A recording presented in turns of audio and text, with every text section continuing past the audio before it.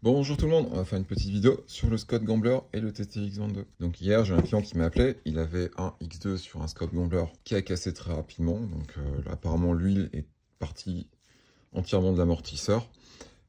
J'ai pas eu l'occasion encore de voir l'amortisseur vu qu'en fait l'appel j'ai eu que hier et il me demandait s'il était possible d'avoir un TTX22 pour remplacer. Alors le problème c'est que dans un délai comme ça aussi court, c'est un peu compliqué, c'est-à-dire qu'il voulait remplacer le X2 rapidement, vraiment rapidement, pour pouvoir rouler ce week-end. Donc je vous laisse imaginer, appel le jeudi pour avoir un remplacement le vendredi ou le samedi et pouvoir rouler le week-end. Pas évident. Ce qu'on a fait, c'est moi je lui ai monté un TTX22 à partir des pièces qui sont en stock. C'est-à-dire que là, le TTX22 que je vous montre, il a été monté entièrement depuis zéro à partir des pièces de remplacement de modification. Là, je peux vous montrer.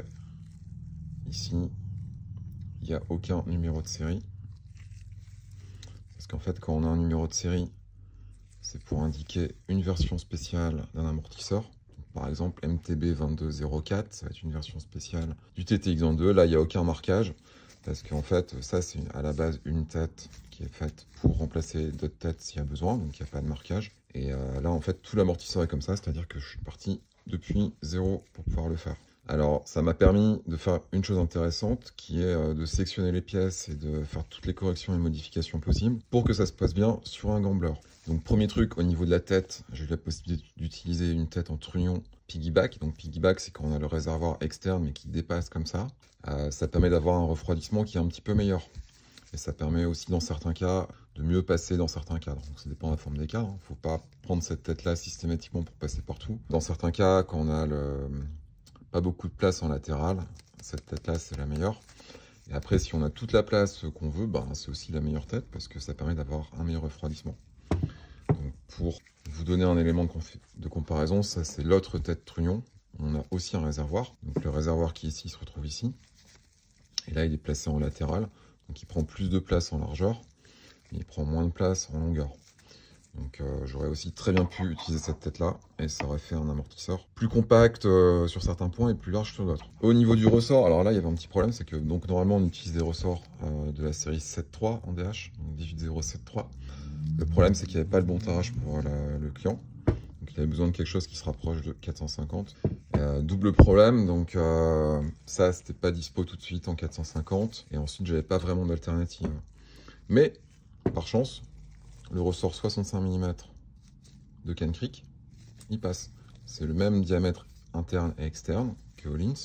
Donc c'est une bonne solution de remplacement. Et pour ceux qui suivent bien, 65 mm pour un gambler, il y a peut-être un souci parce que le gambler c'est 75 mm. Alors, coup de bol, le Can Creek fait la même longueur à très peu de choses près, peut-être 2 mm près, que le 18073 de Hollins. Ça veut dire que c'est bon. C'est-à-dire que le critère principal, c'est pas forcément ce qui est écrit dessus. Ce qui est le critère principal, c'est la longueur totale, sachant qu'on veut que ce soit assez long pour éviter un coilover. Si on a un ressort trop court, on peut se retrouver avec un accident si le ressort se retrouve coincé ici et l'amortisseur ne travaille plus. Donc ici, il faut qu'on ait suffisamment de marge. C'est aussi pour ça que là, vous avez une protection, puis vous avez une partie qui est complètement pas filetée. On ne peut pas remonter le cadre ressort aussi haut. Parce qu'en fait, on ne veut pas que ça remonte aussi haut, sinon c'est dangereux. Et là, en l'occurrence, avec le Can Creek, donc 65 mm monté pourtant en 75 mm, on a encore du filetage libre en dessous. Donc niveau sécurité, aucun problème. Et donc ça a permis d'éviter des problèmes de dispo avec les ressorts Hollins qui, à l'heure actuelle, moi j'ai pas la version 450 en stock, donc je pouvais pas la fournir en moins d'une semaine. Donc voilà quoi, bonne solution de remplacement. Les poids sont identiques, hein, c'est-à-dire que vous allez trouver des différences de 2 à 10 grammes entre un ressort Can Creek et un ressort Hollins équivalent, donc faut pas paniquer, hein, c'est pas un poids mort du tout. Autre point, faut savoir une chose, c'est que le TTX22, quand on le monte sur le gambler, il est en carbone, et le problème, c'est que le gambler, c'est un propagateur de son. C'est-à-dire que dès que vous avez un composant qui fait du bruit, le gambler, il va vraiment amplifier le moindre bruit, à tel point que c'est un petit peu gênant, quoi. Donc ça va faire des assez facilement. Donc ça veut dire que le bruit, donc il faut le supprimer. Alors je vous montre un piston.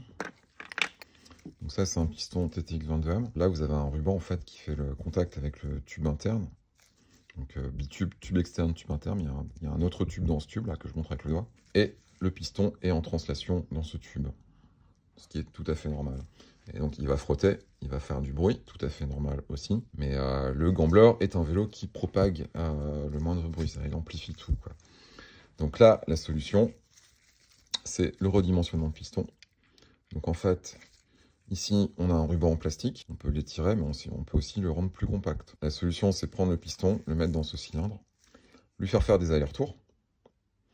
Et en fait, une fois qu'on lui fait des allers-retours, en fait, on le tasse, on le redimensionne. Et sur le Gambler, quand c'est suffisamment bien fait, en fait, on arrive à quasiment supprimer le bruit. C'est-à-dire qu'on retourne sur un bruit normal, comme si c'était sur n'importe quel vélo. Ça a été fait, donc j'en ai profité. Donc on n'est pas du tout sur un TTX22 standard normal qui sort d'usine, quoi.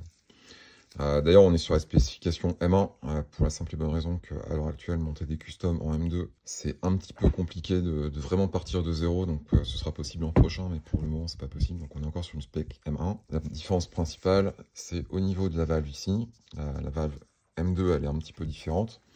Mais en utilisation DH, la différence n'est pas forcément très perceptible. Après, les différences M1 et M2 sont surtout esthétiques. Et on a sur le M1 une molette de rebond ici qui est systématiquement compacte. Donc là, celle que j'ai mis, en fait, c'est une M1 compacte, mais c'est pas la standard.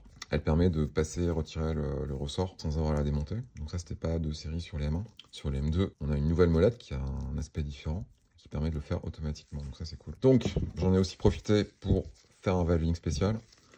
Donc, pour ceux qui connaissent pas trop le fonctionnement des amortisseurs, donc on a toujours un piston qui va réguler le flux d'huile. C'est ça qui va faire l'amortissement, en fait. L'amortissement du ressort. Le ressort, il encaisse les chocs, il rejette la force.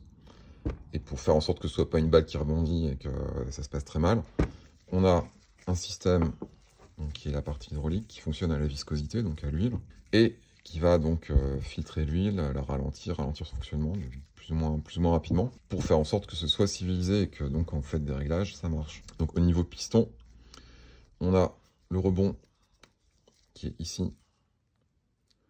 Donc les petits clapets, les petites rondelles que vous voyez juste au-dessus du piston là. Donc le piston, c'est la partie or, jaune. Si vous ouvrez bien les yeux, vous voyez des petites rondelles empilées, donc c'est l'huile circule par ces rondelles.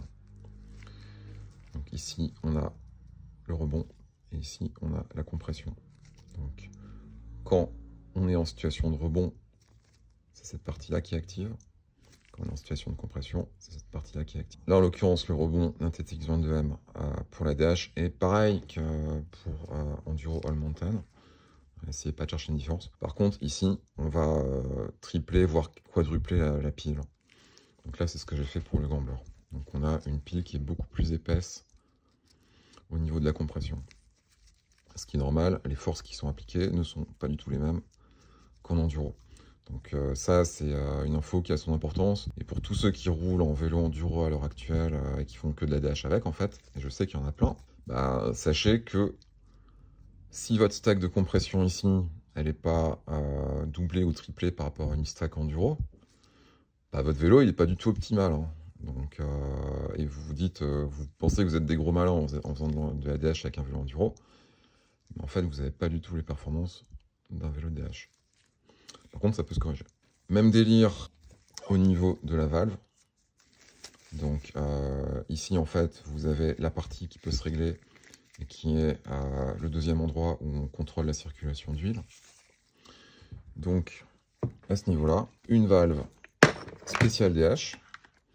Donc là, on est clairement sur la valve jaune. Donc, si vous regardez bien ici, en dessous de la molette noire, c'est en jaune. Si vous avez un TTX22 en 205 ou 230 ou 210, donc Enduro All Mountain, c'est bleu, juste en dessous de la molette noire. Donc là, on est en jaune. En fait, ça a à voir avec le flux d'huile, en fait, le contrôle du flux d'huile. Et en fait, en DH, on n'est pas pareil. C'est un peu moins une position 1, 2, 3 type enduro. Hein. J'ai profité de ce truc-là pour monter. Alors malheureusement, là, je crois que j'ai pas de valve en bon état à vous montrer. Je crois que j'en ai une qui est abîmée. Non, là j'en ai une qui est pas mal. Donc ça c'est une valve enduro. Donc la partie bleue c'est la partie qu'on remplace quand on passe en mode DH. On met la partie jaune. Et là pareil, vous avez deux stacks qui gère la compression et le rebond. Donc pour être clair, il y a quand même 2 piles de clapet pour le rebond, 2 piles de clapet pour la compression sur cet amortisseur. Ça va un petit peu plus loin que beaucoup d'amortisseurs sur le marché. Et donc là c'est le même délire. Au niveau du rebond, on est pareil qu'au niveau du piston dynamique, donc le piston qui bouge, parce que ce piston là ne bouge pas, hein. Ça c'est le piston par contre qui bouge sans arrêt. Donc on met une pile de clapet qui est plus épaisse. Ah, là j'ouvre une boîte qui est vide. Voilà, donc là je vous montre quelques clapets. Donc voilà, on met plus ou moins épais, et là en l'occurrence c'est pareil. Sur la valve, on va mettre une compression qui est nettement plus épaisse que un amortisseur enduro all mountain. Autre modification, donc ouais, je parlais de la molette de rebond ici, qui était plus courte que la molette normale. J'en ai aussi profité, et ça des fois ça plaît pas à tout le monde, hein, mais je le fais quand même quand ça me paraît nécessaire. J'ai blindé de graisse à l'intérieur de la tige interne, donc là vous avez la tige externe, à l'intérieur il y a une autre tige, qui permet d'être actionné pour régler le rebond. Donc quand je tourne ici la molette de rebond, en fait je pousse plus ou moins une tige interne à cette tige, ça permet d'avoir un rebond plus ou moins lent. Et là en l'occurrence quand on blinde, quand on remplit vraiment cette tige avec beaucoup de graisse, il y a un intérêt, c'est qu'on rend le système beaucoup plus étanche, parce que là quand même, en fait, quand c'est pas entretenu, on va avoir des infiltrations. Et après, les tiges, là je vous montre un exemple de tige, donc ça c'est la tige interne, peut se retrouver avec beaucoup de corrosion, quoi. Donc pour éviter ça, je mets pas mal de graisse à l'intérieur. Par contre, ça rend les clics beaucoup moins audibles. Mais d'un point de vue pratique, c'est super. Par contre, le rebond marche tout aussi bien. Donc voilà, donc amortisseur qui n'existait pas hier, qui a été monté directement, et qui va pouvoir rouler normalement cet après-midi. Truc à savoir aussi quand on fait un montage comme ça, c'est qu'on a de la Loctite pour visser la tête cylindrique. Donc quand vous commandez un montage de ce type, il faut attendre entre 6 et 12 heures pour que ce soit bien sec ici. Si vous allez directement au bike park pour rouler avec, vous allez le casser. Enfin potentiellement ça va se dévisser, potentiellement c'est dangereux. Voilà, j'espère que c'était intéressant. À la prochaine.